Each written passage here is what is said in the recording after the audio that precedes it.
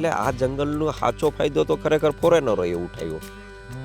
અને આપણે તો વધીને માનો કે તમે અહીંયા આવ્યા છો તો તમને એટલી ખબર છે કે અહીંયા સિંહ ને દીપડા છે, પણ એવું નથી. સાસણગીરના જંગલની અંદર કુલ મળી અને આમ જો ને તો 38 ખાસીન એનિમલ સાસણગીર. એમાં મેન એનિમલ લ્યો ને તમે તો lion, leopard, panther, jackal, hyena, બેલબ્લુ, porcupine, mongoose, rabbit, deer, spotted deer, barking deer, pangolin, નાર, વણાર, બ્લેકબક, સિંકારા, આ બધા પ્રાણી છે ને આ બધાની અલગ અલગ હિસ્ટ્રી છે. ફૂલ બાકાજીકી બોલાવી દીધી. બરાબર.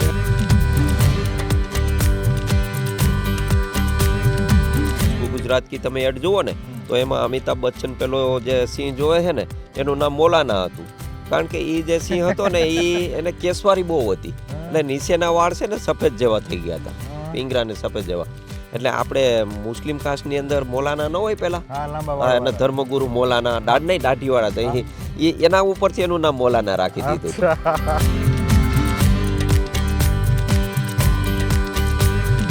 અનુભવ છે કે અમે રાતના કદાચ વગર બેટરી અંધારે હાલે જતા હોય ને સામેથી સિંહ આવતો હોય ને તો અમારા પગના અવાજથી સાઈડ આપી દઈએ. વાહ, આટલું રોયલ એનિમલ એટલે તો રાજા છે. હા, અને દીપડો છે એ એક એવું પ્રાણી છે કે એને થોડું ઘણું પર રોજ ખાવા જોઈએ. એ છે એટલે કંઈ ન મળે તો મોરને માર નાખે, વાંદરાને માર નાખે.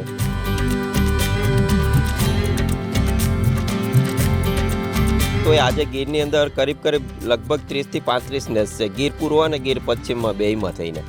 પણ તમે કોઈ બી ગામડામાં અથવા સાસણની આજુબાજુનો હોટલ માર્યો, ફાર્મ માર્યો અને એની જ જગ્યાએ તમે કોઈ નેસની અંદર ખાલી એક નાઇટ રહ્યો ને, માલધારીના નેસમાં એક નાઇટ રહ્યો તો તમારી આખી જિંદગીની એ નાઇટ છે એ યાદગાર નાઇટ બની જાય.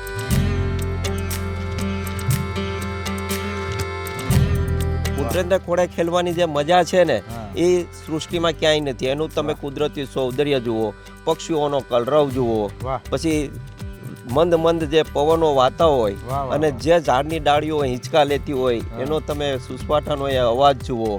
પછી મોન્સૂનની અંદર એટલે કે વર્ષા ઋતુની અંદર વાદળની જે રીછડીઓ ડુંગરા ઉપર ઉતરી હોય ને એ તમે દ્રશ્ય જુઓ. એટલે આ બધું આહલાદક છે સાહેબ. ગીર એટલે ગીર છે. ગીર એ માનો ખોડો છે અને માનું પેટ પણ કહેવાય.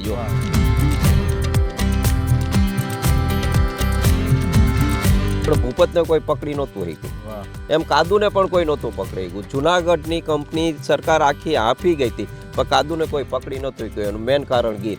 વાહ.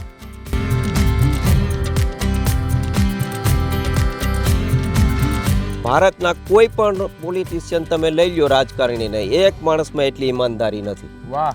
કાદુમાં જે ઈમાનદારી હતી, મકરાણી હતો પણ એમાં જે ઈમાનદારી હતી એટલે આજના એક પણ નેતામાં નથી. કાદુની નેકટેક હતી કે મારા બારવટામાં કોઈ બેન દીકરી સામે ઊંચી આંખ કરીને નહીં જોવાનું.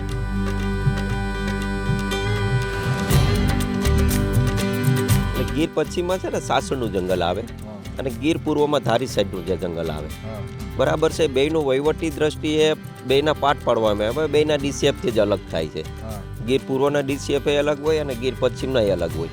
પછી બેયનો જંગલનો વિસ્તાર આમ તમે જુઓ ને તો એમાં પણ ઘણો બધો ફરક છે.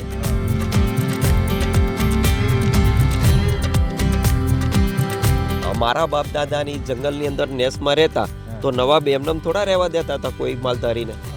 જેમ અત્યારે આપણે ટેક્સ ભર્યા છે સરકારને, એમ જંગલની અંદર ભેંસો ચરાવવા માટેથી માલધારી લોકો જુનાગઢના નવાબને ટેક્સ ભરતા હતા. એટલે ત્યારની ભાષામાં એને મહવાડી કહે, તળપદી ભાષામાં મહવાડી એટલે એક જાતનો કર.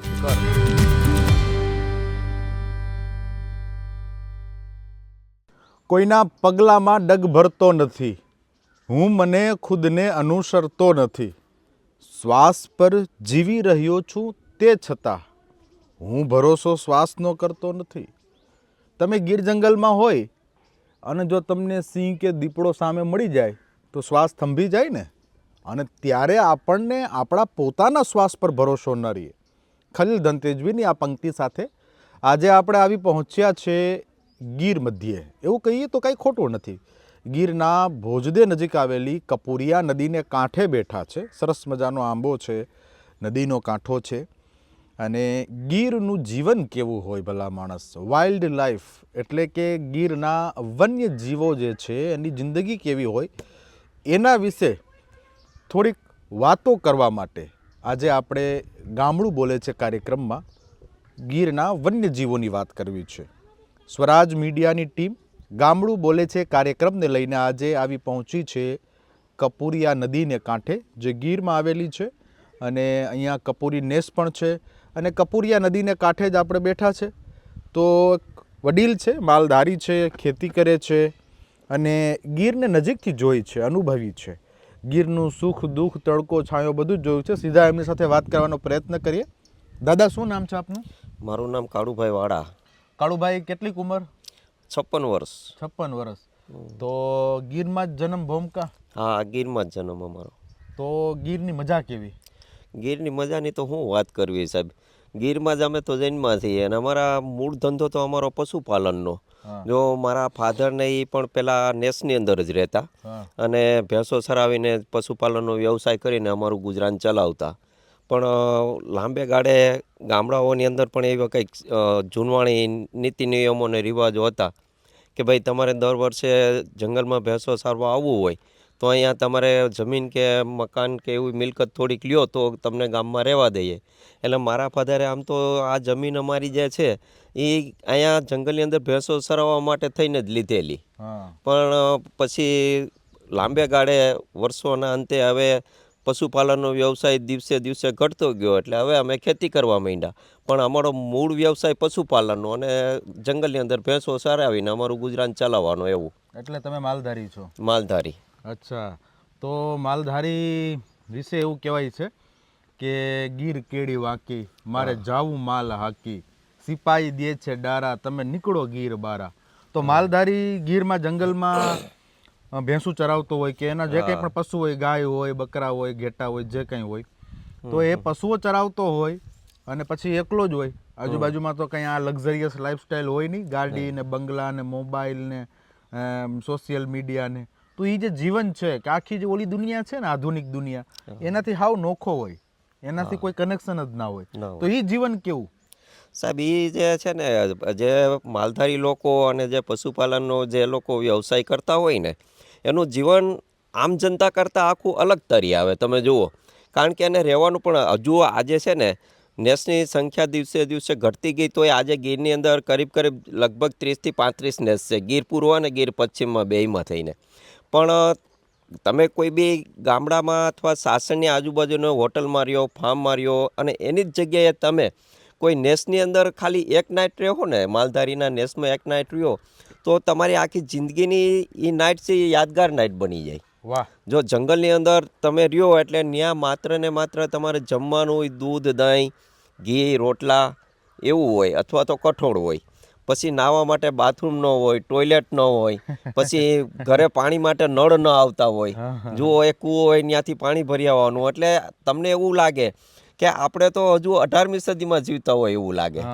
બરાબર છે. પણ એની જિંદગી જે છે ને એ એક આખી અલગ જ પ્રકારની છે ને એની જે મજા છે એ ખરેખર પ્રકૃતિ અને કુદરતને આ લોકો ખોળે ખેલે છે. પ્રકૃતિની વચ્ચે રહે છે. જુઓ, અને કુદરતની જે દેન છે ને સાહેબ, એ આજે નહીં તો કાલે માણસ કદાચ ગમે એટલો દોડી દોડીને આગળ જાહે ને, થાકશે એટલે એ પછી પાછો જ ફરવાનો. જ્યારે માણસ પાછો ફરશે ને ત્યારે આ લોકો છે ને એ તમારી પહેલા આવી છે. કારણ કે એ ન્યા ને ન્યા છે. તમે દોડીને પાછા ફરશો ને તો ઓલા આગળ થઈ જાય. એટલે કુદરતને કોઈ નથી પૂગવાનું.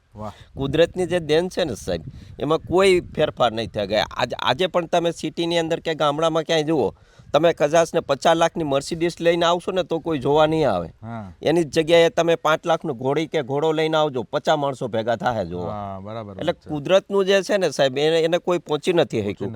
અને કુદરતને ખોળે ખેલવાની જે મજા છે ને એ સૃષ્ટિમાં ક્યાંય નથી. એનું તમે કુદરતી સૌંદર્ય જુઓ, પક્ષીઓનો કલરવ જુઓ, પછી મંદ મંદ જે પવનો વાતા હોય અને જે ઝાડની ડાળીઓ હિંચકા લેતી હોય એનો તમે સુસવાટાનો એ અવાજ જુઓ. પછી મોન્સૂનની અંદર એટલે કે વર્ષા ઋતુની અંદર વાદળની જે રીછડીઓ ડુંગરા ઉપર ઉતરી હોય ને એ તમે દ્રશ્ય જુઓ. એટલે આ બધું આહલાદક છે સાહેબ. ગીર એટલે ગીર છે. ગીર એ માનો ખોળો છે અને માનું પેટ પણ કહેવાય. જો અમારે ખાસ કરીને સૌરાષ્ટ્રની અંદર એમાં કાઠિયાવાડની અંદર તમે જેવો લ્યો ને સાહેબ, તો મેઘાણી સાહેબે તો બહુ બધું લખ્યું છે. અને સૌરાષ્ટ્રમાં ખાસ કરીને સૌથી વધારે બારવટિયા ગુજરાતમાં સૌરાષ્ટ્રમાં થયા. જુઓ, અને બારવટિયા છે ને, બારવટિયા માટે ગીર એટલે માનું પેટ. કોઈ પણ બાળક માના પેટમાં હોય તેને કોઈ પકડી શકે ન પકડે. એમ આ મોટાભાગના બારવટિયાને આમ રહેવા માટેનું એનું આશ્રય સ્થાન જ ગીર હતું જુઓ. વાહ. અને જ્યાં સુધી હું તમને કહું ગીરમાં જે બારવટિયા રહ્યા ને એ લાંબો સમય સુધી પકડાણા પણ નથી. અને આ તમને ખબર હોય તો આપણો છેલ્લો બારવટિયા ભૂપત, હા બરાબર છે, ભૂપત છેલ્લે પાકિસ્તાનમાં વયો ગયો હતો. બાકી કંપની સરકાર કે ભારત સરકાર એને પકડી નહોતી શકી. હા કેટલા ઓફિસરો ભારત આઝાદ થયા પછી કેટલા પોલીસ ઓફિસરો બદલી નાખ્યા, હા. પણ ભૂપતને કોઈ પકડી નહોતું શક્યું. વાહ. એમ કાદુને પણ કોઈ નહોતું પકડી ગયું. જુનાગઢની કંપની સરકાર આખી હાફી ગઈ હતી, પણ કાદુને કોઈ પકડી નહોતું ગયું. એનું મેન કારણ ગીર. વાહ. સમજી ગયા? એટલે કાદુ મકરાણીએ ગીરમાં રહેતા, હા. ભૂપત બારવટીયાએ અને ગીરમાં બધા રહેતા. બધા બારવટિયાએ ગીરનો જ આશ્રય લીધો. આ તો ખાલી મેં તમને 2-4 ઔપચારિક નામ આપ્યા. અચ્છા, તો બાકી કાદુ દરેક મકરાણી બારવટિયા વિશે તમે લઈ શું લ્યો. જાણો છો તમે જે કે જાણતા હોય કયો અમને કાદુ મકરાણી વિશે કંઈક માહિતી. કાદુ છે ને, કાદુનું મૂળ અમરાપર, હા પણ એના વડવાઓનું ઈણાજ અહીં વેરાવળની બાજુમાં ઈણાજ ગામ છે.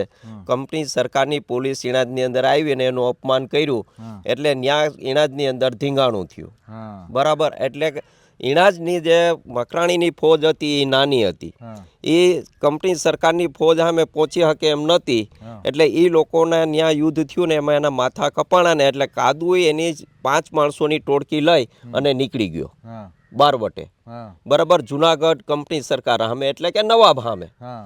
બરાબર. કાદુએ વર્ષો સુધી બારવટિયું કર્યું સાહેબ, પણ એ પકડાણો નથી. હમ. એ છેલ્લે પાકિસ્તાનમાં જઈને પકડાણો હતો ને જુનાગઢના પોલીસ સુપ્રિન્ટેન્ડન્ટ શંભુ પ્રસાદ દેસાઈ એને લેવા માટે ગયા હતા. હા બરાબર છે. હા. અને કાદુ એટલે હું તમને કહું, એટલી આજના ભારતના કોઈ પણ પોલિટિશિયન તમે લઈ લ્યો રાજકારણીને, એક માણસમાં એટલી ઈમાનદારી નથી. વાહ.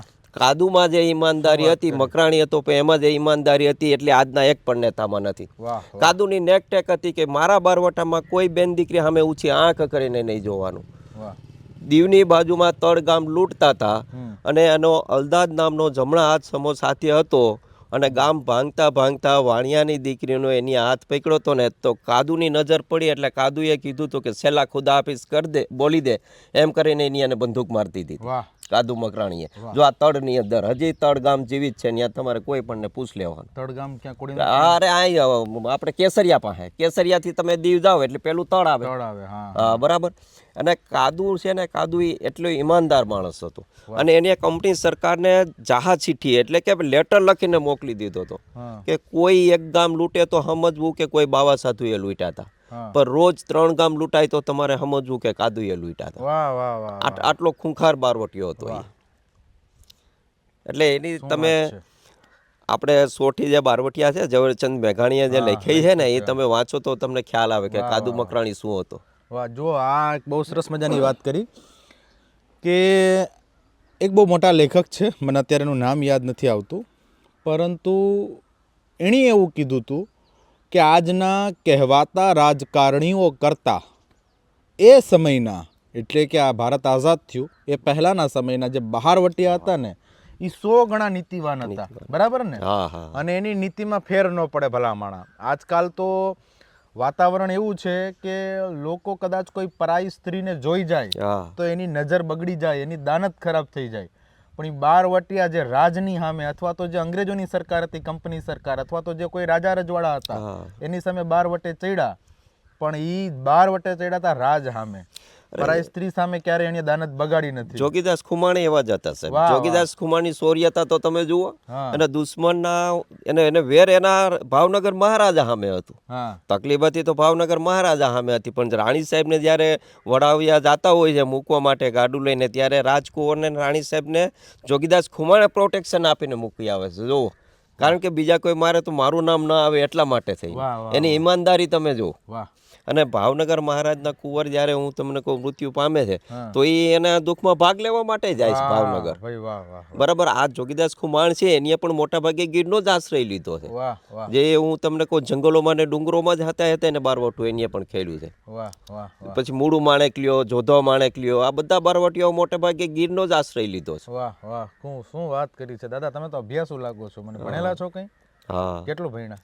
મેં 1991માં ગ્રેજ્યુએશન કર્યું. ઓહો, મારા જન્મ પહેલા. હા. તો એ ભણતર ના ભણતરમાં કઈ ફેર લાગે? હવે તો બધું હવે ક્રમશઃ બધું ઘટતું જાય ને સાહેબ. આમાં ફરક તો બધે પરિવર્તન તો થવાનું. હા પરિવર્તન છે એ સંસારનો નિયમ છે. નિયમ છે. હા. તો દાદા દેવું તો તમે બે રહેવાનું. વાત કરી હતી કે ભાઈ ઓલી વાદળની ઓછળિયું શું કીધું તમે? હા, રીછોડિયું, રીછોડિયું. વાદળની આ અને- ડુંગરાના વારણા હા, લેતી હોય એટલે હા. આપણે અત્યારની ભાષામાં આપણે દુખણા હા, કહીએ. હા, આપણે હા, ત્યાં કોઈ વારણા લાંબે લેતી ગાળે હોય. પછી આવે હા હા હા. તો એમ એ રીતે. અચ્છા, તો તમે તો મને કવિ હૃદય લાગો છો. કંઈ ગાવ છો, લખો છો એવું કંઈ?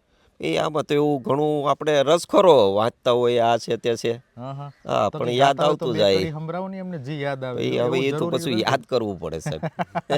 એ તો વાંધો નહીં, યાદ કરજો ને. આપણે તો એ ઘણી વાતો કરવાની છે. હા, તમે એટલે ઈ- જોગીદાસ ખુમાણની વાત કરી, હા. કાદુ મકરાણીની વાત કરી, હા. ભૂપત બારવટિયાની વાત કરી, પછી તમે એવું પણ બોલ્યા ગીર પશ્ચિમ અને ગીર પૂર્વ.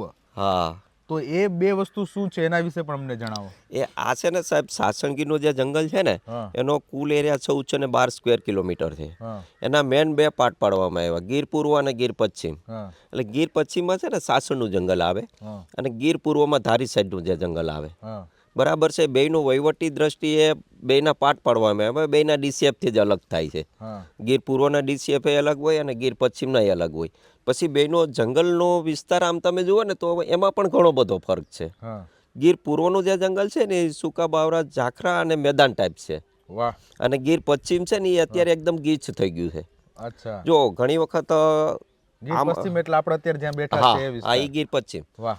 તમને ઘણી વખત ન્યૂઝમાં અને પેપરમાં ને બધેમાં આવે હા કે ધારી સાઈડના ગામડાઓમાં સિંહ આવી ગયા. બરાબર છે. અને ધારી, કાકરસ, લીલિયા, પાણિયા, હા પછી ખાંભાનો વિસ્તાર, પીપાવાવ, પોટ, હા પછી જાફરાબાદ સુધી ઠેઠ સિંહ નીકળી ગયા. હા બરાબર. એનું મેન કારણ શું છે? ગીર પશ્ચિમ કરતાં ગીર પૂર્વમાં સિંહની સંખ્યા વધારે છે. હા ગીર પૂર્વમાં સિંહની સંખ્યા વધારે છે એનું કારણ એક તો ત્યાંનું જે જંગલ છે ને હા એ મેદાન ટાઈપ અને જેને આપણી ભાષામાં, તળપદી ભાષામાં પાખું કહેવાય, પારવું જંગલ, પારવું. કે જ્યાં ગીચતા ઓછી છે. હા હા હા. બરાબર. પછી નેસની સંખ્યા વધારે છે. એટલે આમ તમે જુઓ ને તો સિંહનો સૌથી ઇઝીમાં ઇઝી જો કોઈ ખોરાક હોય ને તો એ ડોમેસ્ટિક એનિમલ, નહીં કે વાઇલ્ડ લાઈફ એનિમલ. ઓકે. કારણ કે વાહ.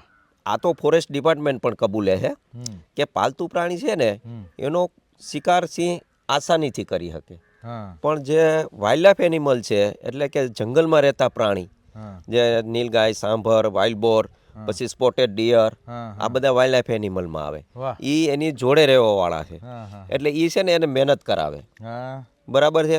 એટલે સિંહ છે એ આળસુ પ્રાણી છે. અચ્છા. તમે ફોરેસ્ટ ડિપાર્ટમેન્ટને કહો ને તો એ પણ કબૂલે કે ભાઈ સિંહ છે એ આળસુ પ્રાણી છે. બરાબર છે.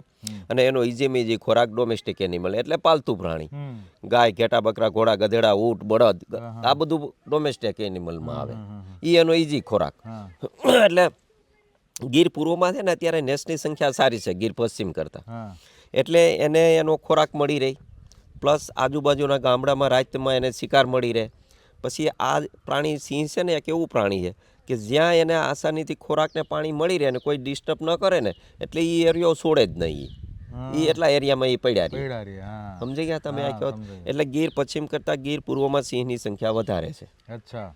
ગીર પૂર્વ એટલે આ તમે ઓલી ધારી સાઈડ જે છે એ આ ખાંભા, ધારી, ગઢિયા, પછી આપણે દલખાણિયા, સેમયડી, હા એ બધું ગીર પૂર્વમાં આવી જાય. અચ્છા. કાકરસ, લીલિયા, હા ઠેઠ શેત્રુંજીનો આખો પટ્ટો આવી જાય. હા. શત્રુંજી નદી ભાવનગર હા, વાળી. ભાવનગરવાળી. પછી પીપાવાવ, પોટ, હા હા. જાફરાબાદ, એ બધું આ ઈ ગીર પૂર્વ ભાગ આખો આવી જાય. વાહ. એમાં સિંહની વસ્તી વધારે છે. વધારે છે. એટલા વધારે માટે છે કે એનું જંગલ કારણ પાક્કું છે. જંગલ પાકું છે, પ્લસ એને ખોરાક મળી રહે છે. હા, આસાનીથી. આસાનીથી મળી રહે. વાહ. અને આમ છે ને જંગલ છે ને સાહેબ, જો જંગલની અંદર કટિંગ થવું જ જોઈએ. હા જો આ આખું જંગલ કોનું? હા. પ્રાણીઓનું. નહીં. તો આ મૂળ જંગલ છે ને 1947 પહેલાં જુનાગઢના નવાબનું. એમ. હા, સમજી ગયા તમે? તો જુનાગઢના નવાબનું આખું જંગલ હતું. ભારત આઝાદ થયું એટલે ભારત સરકાર હસ્તક આવ્યું. હા બરાબર. બાકી જંગલ તો આખું નવાબનું. હા અમારા બાપ દાદાની જંગલની અંદર નેસમાં રહેતા તો નવાબ એમનેમ થોડા રહેવા દેતા હતા કોઈ માલધારીને. હા જેમ અત્યારે આપણે ટેક્સ ભરીએ છે સરકારને, એમ જંગલની અંદર ભેંસો ચરાવવા માટેથી માલધારી લોકો જુનાગઢના નવાબને ટેક્સ ભરતા હતા. એટલે ત્યારની ભાષામાં એને મહવાડી કહે, તળપદી ભાષામાં મહવાડી.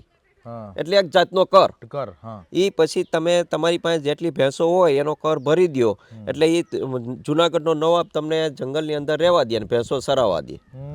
બરાબર. હવે આવા છે ને જુનાગઢના નવાબના વખતમાં ગીરની અંદર 154 નેસ હતા. બરાબર. હવે આ જૈન નવાબના થયું વખતમાં એટલે કે આઝાદી પહેલા આઝાદી પહેલા 154 નેસ હતા 154 નેસ હતા ગીરમાં. અને બધા લોકો પશુપાલન, આમ તો તમારે છે ને આખું લોજિક સમજવું પડે. કારણ કે જો લોજિક એટલા માટે સમજવું પડે કે પહેલાં જમીનનો જમાનો નહોતો ખેતીનો. કારણ કે ખેતી હતી ને જે તે સ્ટેટની હતી. કોઈ ખેડૂતને પોતાની માલિકીની નથી. ખેડૂતો કંઈ પણ ઉત્પાદન કરે તો એ એને જોઈતું અનાજ લઈ શકે, બાકીનું કંઈ લઈ ન શકે. બાકીનું જે તે રાજા મહારાજા જે સ્ટેટના હોય ને એ લઈ જતા. એટલે ખેતીમાં કરતાં પશુપાલનમાં માણસોને વધારે રસ એટલા માટે હતો કે પશુપાલનની અંદર જે તે કાંઈ તમે કોઈ પણ પૈસા કે આમદાની કમાવ ને એ તમારી પોતાની રહેતી. એ તમે ખાલી જંગલના નેસની અંદર રહેવા માટે તમે નવાબને ટેક્સ ભરી દો એટલે તમે આખું વર્ષ સરાવો. બાકી ઘી દૂધ વેચો એમાં કોઈ સ્ટેટનો ટેક્સ નહોતો લાગતો. એટલે ખેતી કરતાં પહેલાં પશુપાલનમાં માણસોને વધારે રસ હતો. સમજી ગયા? એટલે પશુપાલનનો વ્યવસાય એ સમયમાં ફાયલો ફૂલો હતો.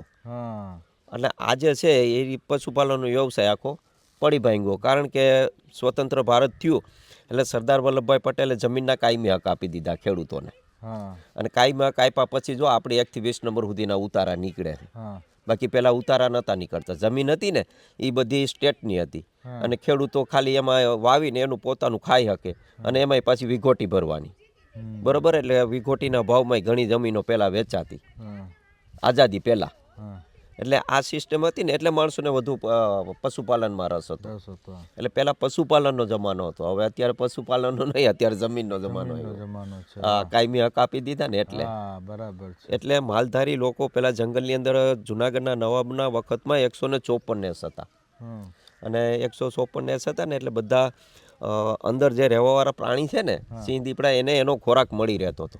કારણ કે ઈજી ખોરાક. જો આ ગીરના જંગલની અંદર આ તો ઠીક છે, એક ગૌરવની બાબત છે કે વર્લ્ડમાં 2 જ જગ્યાએ લાયન છે, આફ્રિકા અને સાસણગીર. ગૌરવની વાત છે. અહીંયા મોટાભાગની પબ્લિક જે આવે છે ને એનો ફોકસ એક જ છે કે સાસણ કે આપણે ગીરમાં જઈએ તો સિંહ જોઈએ.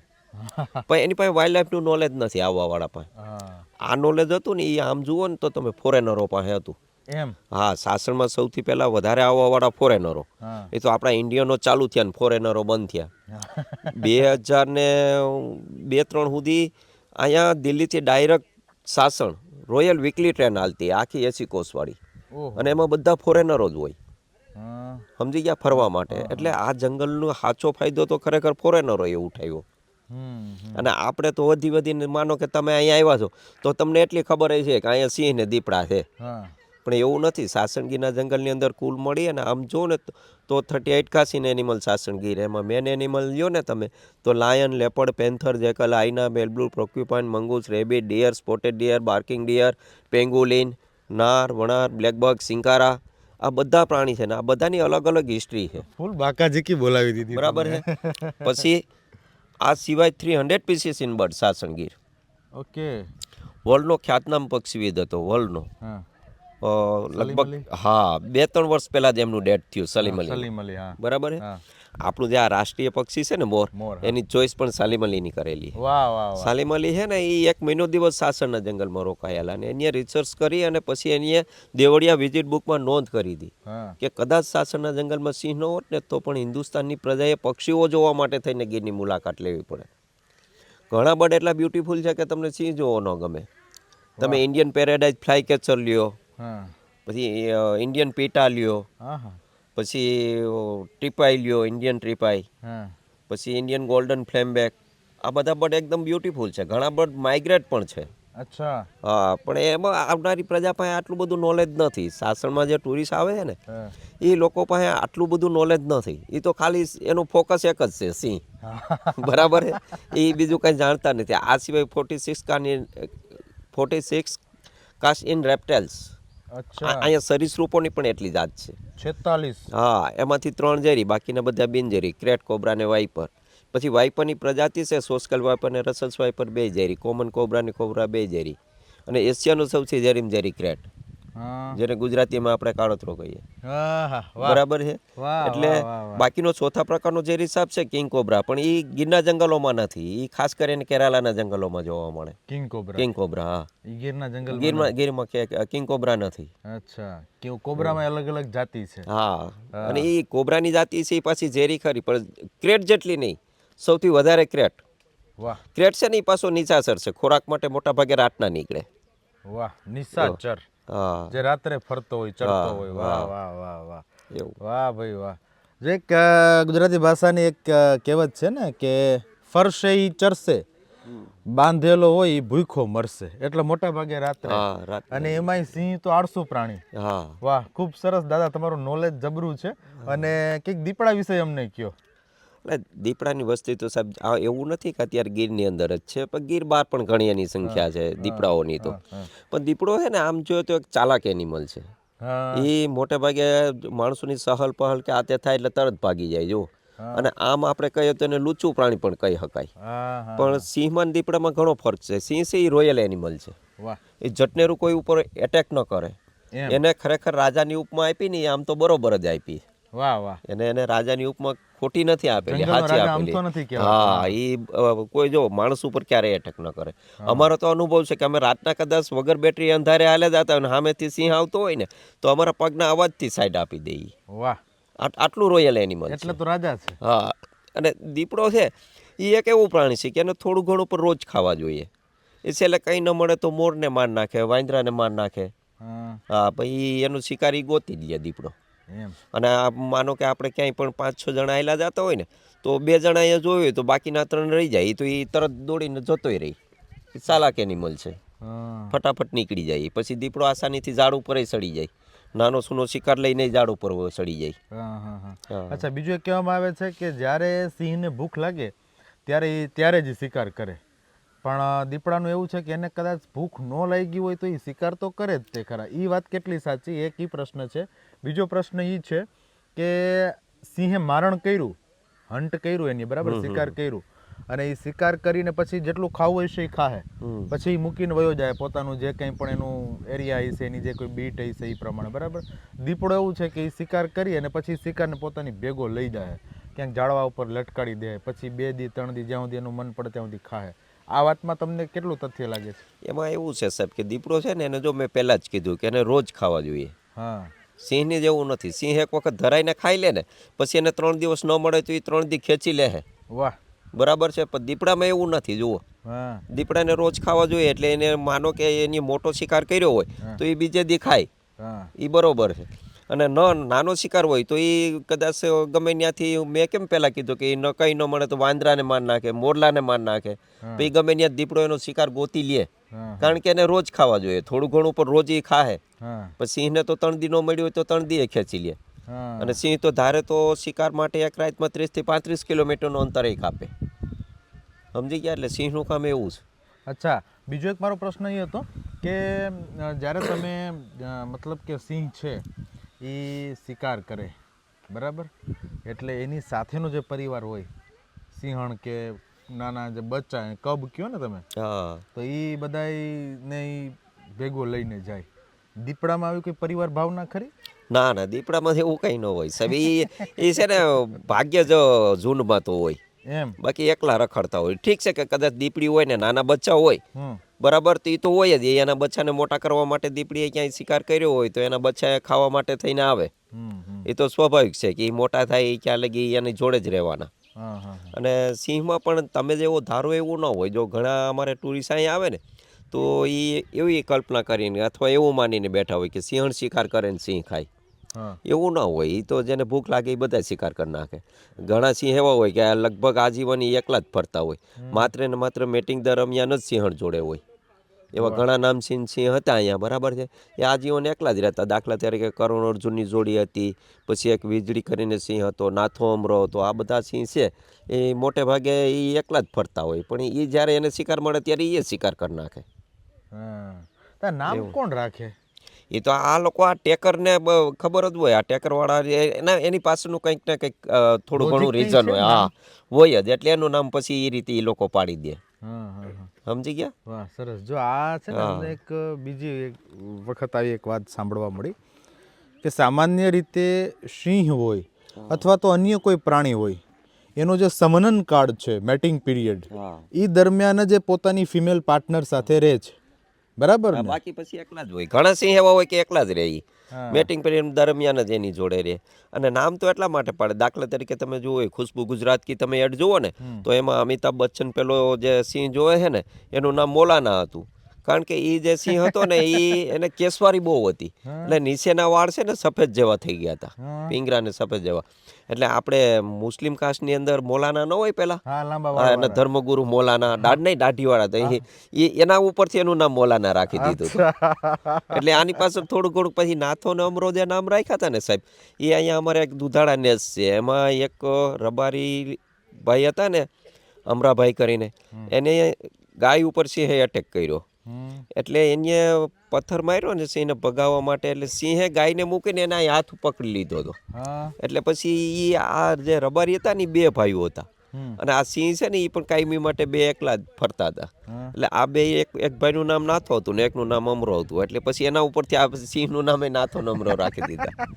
એટલે આવું થોડુંક કંઈક ને કંઈક ઈ આ લોકો છે ને, આ મોટે ભાગે આ ટેકરો હોય ને, ઈ એનો ધંધો જ આ હોય. ટેકર લોકોને શું હોય, સવારમાં ઉઠી અને સિંહનું એને ટ્રેક કરવાના, જે ટ્રેક ઉપર જતા હોય એ એક લગભગ સિંહ દીપડાને ઓળખતા જ હોય.